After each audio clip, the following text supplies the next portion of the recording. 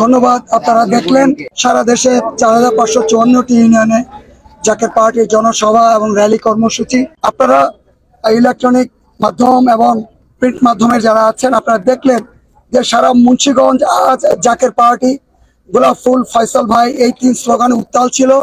এই 3 স্লোগানে, দুরন্ত স্লোগানে সারা মুন্সিগঞ্জ আজ আলোড়িত ছিল, আন্দোলিত ছিল।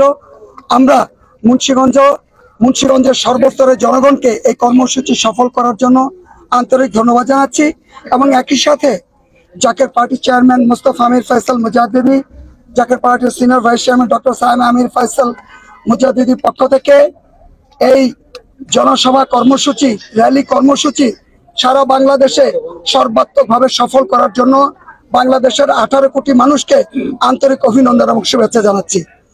জাকের পার্টি একটি নির্বাচনমুখী দল, জাকের পার্টি একটি গণতান্ত্রিক দল। জাকের পার্টি নির্বাচনের প্রতি শ্রদ্ধাশীল, আইনের প্রতি শ্রদ্ধাশীল, গণতন্ত্রের প্রতি শ্রদ্ধাশীল।